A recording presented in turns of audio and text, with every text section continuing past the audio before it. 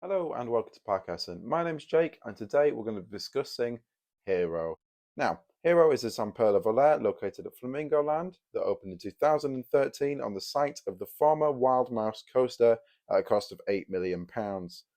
Hero was the 10th roller coaster of this model to open and was the third flying coaster to open in the UK. It reaches a top height of 50 feet and has a track length of 1,300 feet and reaches a top speed of 25.7 miles per hour. Hero features two inversions, which are both heartline rolls, as well as a multitude of twists, dips, and turns. Hero is one of just 20 coasters in the world to feature a spiral lift. This is a style of lift hill that is shaped like an upward spiral. Unlike a conventional lift hill, a spiral lift is physically pushed by a rotating structure in the middle of the spiraling track. As with most coasters, Hero begins by exiting out of the station. You're given a little bit of a push, and then you're eventually joined onto the spiral lift hill. Now, this section is kind of like the calm before the storm, unfortunately. You're given a couple of maybe 20 seconds to appreciate the views and question your choices, so to speak, whilst you make your way up this lift hill. From this hill, you get some brilliant views of the park, you get some great views of the coasters, excellent views of Velocity and Sick. Unfortunately, though, you're not given much time to appreciate them because as soon as you get to the top of the lift hill, you're hit by a tiny trim brake to kind of get you in the mood, and then you go down the first drop, which is all right, and then bang, you're into the first corner and the first inversion. Now, this section is exceptionally rough, but I will get onto that in a minute. You then head around a corner, do a little dip and another turn, and then you're hit with the second inversion. Again, you can see by the POV how uncomfortably rough that this is. You then go around another corner, and you're into the worst section of the ride, which is a swooping section. There's a couple of dips and a couple of turns here, and it weaves in and out of itself before finally making its way into the brake run and back into the station. Where do I start on Hero? I'm going to start with the theming. Now, the theming on Hero is very minimalistic, as with every coaster at Flamingo. There's a decent entrance portal as you enter the queue line. Other than that, there's no theming. I'm saying this about most of the coasters at Flamingo Land, but it is well kept. It's tidy, usually. It's quite clean. It's, yeah, it's not like it's just dumped there. It's intentionally built. Track fits in well. It's got a nice color scheme.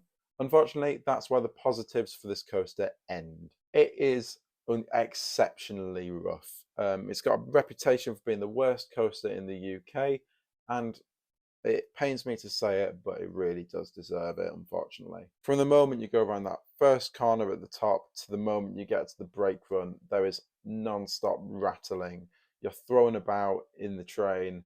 I think it doesn't help that the trains don't keep you very still. They are quite forgiving, which very unusually is a bad thing in this case, because you do actually you actually move about in the cage, especially on those inversions. It's horrible. Before I delve into the roughness of Hero too much, I'm going to talk about the boarding procedure. Now, you might think it's a roller coaster. Surely you just get on and go. Well, that is not the case with Hero. You see, the trains are constantly moving, so you have to board the train whilst it's moving in the station. It's quite stressful sometimes, to be honest. So if you've got a bag, you have to run to the other side of the station, chuck your bag down, and run onto the train. You go up some steps, put your hands on the holders, hold on for dear life. It's not very tight, and it doesn't give you the best of confidence, if that makes sense. For a ride like that, I think I'd expect to be strapped in a bit tighter. A restraint system like the one on Galactica or on Towers would be fantastic, although I know it's a very different ride on a completely different scale. However, I must say that because of the boarding procedure and the fact that the trains never stop, the queue times for Hero can be pretty good. I'd say on a busy day you can be waiting max an hour, which is the worst case scenario. If there's an hour long queue for Hero, go somewhere else. But most of the time the queue doesn't go out of its first corner. From that point, it's probably about a 20-minute wait, which isn't too bad. Now, is Hero as bad as everyone says? Yes, it's definitely an experience, but I think the roughness really, really lets it down, unfortunately. I don't know why they chose to import a Zamperla Volare when they had a pretty solid Wild Mouse coaster there before. The Wild Mouse was relocated to Pleasurewood Hills, and I can't help but say that they got the better end of this deal. So what's good about it? The views are all right, great.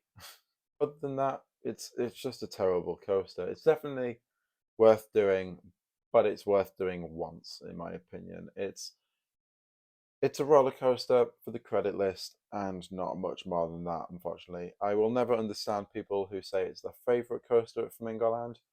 Those people are weird, but hey, each to their own. It's fair enough. What are your thoughts on Hero? Do you think it's the best coaster in the world? No, I hope not.